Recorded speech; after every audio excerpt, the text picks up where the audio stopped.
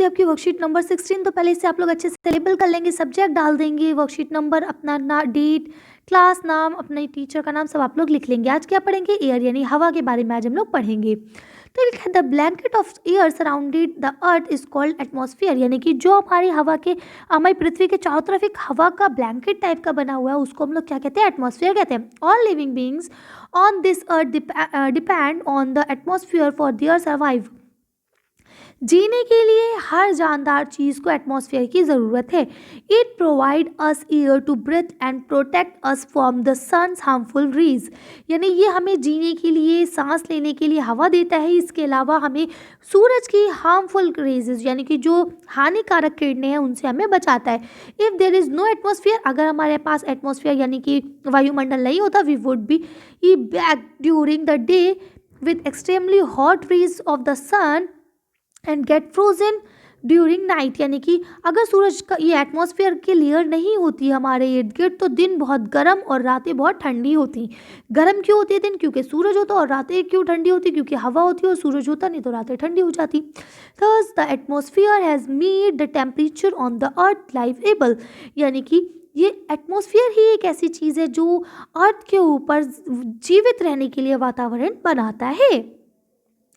The air we take in well breathing is actually a mixture of many gases, यानी कि जिस हवा में हम लोग सांस लेते हैं वो असलियत में बहुत सारी गैसेस का मिक्सचर है। तो चलिए आज हम लोग इसको थोड़ा सा जान लेते हैं कि हमारे इसमें क्या है। इसे मैंने जूम कर दिया है ताकि आपको आसानी से समझ में आ जाए। तो ये हमारा जो एटमॉस्फेयर है जिसे हम कह रहे हैं, इसमें तमाम तरह की गैसें हैं। जैसे नाइट्रोजन 78% है, जबकि 21% ऑक्सीजन है।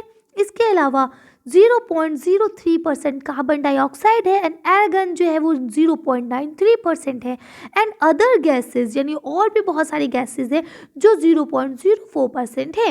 अगर आप इसका टोटल करेंगे तो ऑल ओवर ये आपका 100% बन जाएगा। ओके, तो चलिए अब इसे जूम आउट करके पढ़ते हैं। देखिए अब यहाँ लिखा है major gases of the atmosphere, यानी वो गैसेस जो ज़्यादा मात्रा में पाई जाती है एटमॉस्फेयर के अंदर। तो यहाँ लिखा है नाइट्रोजन, नाइट्रोजन 78% पाया जाता है। The most plentiful gas in the air is nitrogen which helps in the growth of trees and plant, यानी कि जो पेड़ों को और पौधों को बड़े होने में मदद करती है ये आपकी नाइट्रोजन गैस है। ये बहुत ज़्यादा हेल्पफुल गैस है हमारे उसके लिए एटमॉस्फेयर में। ठीक है, उसके बाद है ऑक्सीजन जो आपका 21% है। Oxygen is the second most plentiful, यानी जो सबसे ज़्यादा गैसेज है कौन सी है? ऑक्सीजन है, दूसरे नंबर पर सबसे ज़्यादा gas in the air that is necessary for the survive of all humans and animals, यानी हर जानदार चीज़ चाहे वो इंसान हो या जानवर उनको जीने के लिए ऑक्सीजन की ज़रूरत होती है। Carbon dioxide both human and animals take in oxygen and release carbon dioxide, यानी कि जो भी जानदार चीज़ें हैं या एनिमल्स हैं वो जो है ऑक्सीजन लेते हैं और कार्बन डाइऑक्साइड छोड़ते हैं, है ना। इन कंस्टेंट यानी कि ये जो चल रहा है trees and plant take carbon dioxide and release oxygen, यानी अब पेड़ जो है ये क्या करते हैं? ये ऑक्सीजन लेते हैं, कार्बन डाइऑक्साइड लेते हैं और ऑक्सीजन छोड़ते हैं। तो इससे क्या हुआ? अब आप देख सकते हैं कि इंसानों ने क्या किया? ऑक्सीजन को लिया है और कार्बन डाइऑक्साइड को छोड़ा। सेम इसी तरह से पेड़ ने क्या करा? पेड़ ने अपने अंदर जो लिया वो लिया कार्बन डाइऑक्साइड, ठीक है, और छोड़ा क्या? उन्होंने छोड़ा ऑक्सीजन। तो इससे लेवल क्या हो गया? हमारा बराबर हो गया। तो वही कह रहे हैं in this way the balance of the atmosphere remainings, यानी कि इन चक्कर से इस तरह से जो हमारा बैलेंस है वो इक्वल रहता है। अब ये लिखा इंपॉर्टेंस ऑफ ट्री, यानी पेड़ों के क्या महत्व है। तो इसका आंसर लिखेंगे if we cut down trees, अगर हम पेड़ों को काटते हैं the balance of the oxygen and carbon dioxide in the air disturb. तो इससे क्या होगा? कार्बन डाइऑक्साइड और ऑक्सीजन के बीच में जो बैलेंस बना है वो डिस्टर्ब हो जाएगा, यानी खराब हो जाएगा। So we should not cut trees, इसीलिए हमें पेड़ों को नहीं काटना चाहिए। The amount of oxygen increase by planting tree, यानी हम लोग ऑक्सीजन के अमाउंट को बढ़ा सकते हैं कैसे, ज़्यादा से ज़्यादा पेड़ लगाकर। ठीक है, प्लांटिंग माने होता है लगाना। So we should plant more and more trees, यानी हमें ज़्यादा से ज़्यादा पौधे और पेड़ों को लगाना चाहिए। अब यहाँ लिखा carbon dioxide an important gas, यानी कार्बन डाइऑक्साइड जो है वो बहुत ज़्यादा इंपॉर्टेंट गैस है। कैसे है तो पढ़ते हैं। Carbon dioxide release in the atmosphere create a green house effect by trapping the heat radiation from the earth, यानी कि कार्बन डाइऑक्साइड जो है वो एक हीट रेडिएशन पैदा करती है जिससे हमारे एटमॉस्फेयर का जो वातावरण है वो थोड़ा गर्म भी रहता है। It is therefore the called off green house gases, इसीलिए इसे हम लोग ग्रीन हाउस गैस भी कहते हैं। एंड विदाउट इट, अगर ये नहीं होती, the earth would have been cooled to life in, यानी कि जैसे पुराने ज़माने में हम लोग बोलते हैं ना आइस एज था तो कितनी ठंडी थी, सेम इसी तरह से हमारा जो अर्थ है वो बहुत ज़्यादा ठंडा हो जाएगा। हाउएवर, फिर क्या होगा, when its level in the atmosphere increase due to the factories smoke और कार फ्यूम्स। लेकिन क्या हुआ, देखिए गॉड ने जो चीज़ बनाई है, आप साइंटिफिक देखें या कैसे भी देखें, हर चीज़ एक के ऊपर एक है। अगर कुछ एक कम होता है तो ज़िंदगी बर्बाद है। तो भाई कह रहे हैं कि भाई अगर ऑक्सीजन हमारे सांस लेने के लिए थी, कार्बन डाइऑक्साइड उसको गर्म रखने के लिए भी थी। लेकिन अब क्या हो गया, जो आपकी कार है, फैक्ट्रीज है, इसमें से धुआं निकल रहा है जो गर्मी की मात्रा को बढ़ा रहा है। The heat retains increase the temperature of the earth. It is called a global warming, और इसी को हम लोग क्या कहते हैं, ग्लोबल वार्मिंग कहते हैं।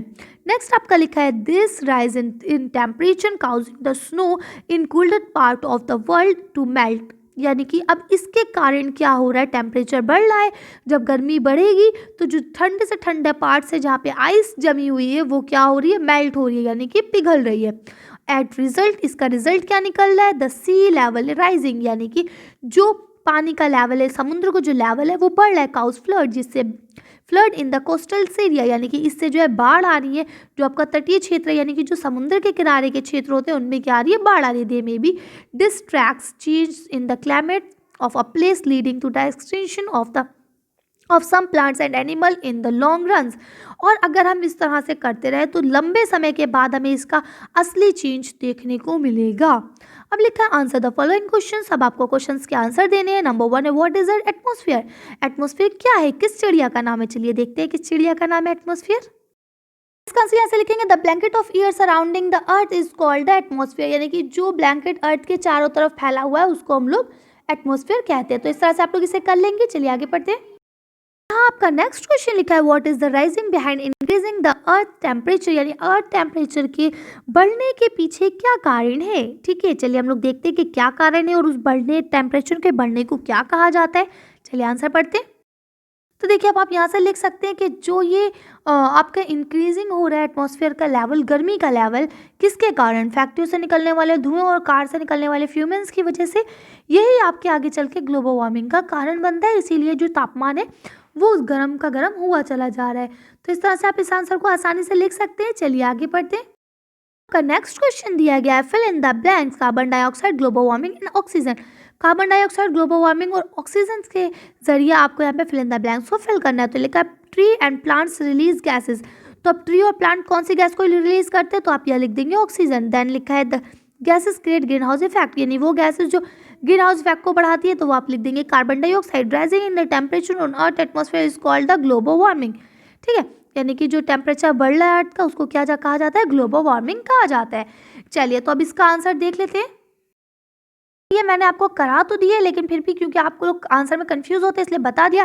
तो ये पहला पॉइंट हो जाएगा, इसका ऑक्सीजन आ जाएगा। ये दूसरा पॉइंट है, इसमें कार्बन डाइऑक्साइड, और आपके तीसरे पॉइंट में ग्लोबल वार्मिंग आ जाएगा। आप इसे आसानी से कर सकते हैं। चलिए आगे पढ़ते हैं। अब आपका यहाँ नेक्स्ट क्वेश्चन शुरू होता है।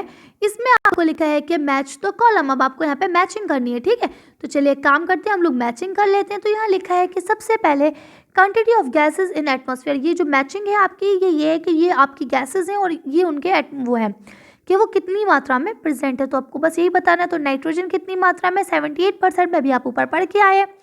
ऑक्सीजन कितना है, 21 मात्रा में, ये भी आप पढ़ के आए। कार्बन डाइऑक्साइड 0.03 है, ये भी आपने पढ़ लिया। एर्गन कितना है आपका, 0.09 और 0.93 है। और ऑल गैसेस आपकी कितनी है, 0.04। तो इस तरह से आप ये सारे मैच कर सकते हैं आसानी से। चलिए इसे मैच कर लेंगे। आज की वर्कशीट को ये खत्म करते हैं। आज की वीडियो में बस इतने। अगर आपको हमारी वीडियो पसंद आई हो तो प्लीज़ इसे लाइक और शेयर करें। अगर अभी तक आपने हमारे चैनल को सब्सक्राइब नहीं करा है तो प्लीज़ मेरे चैनल को सब्सक्राइब करें। Thank you for watching.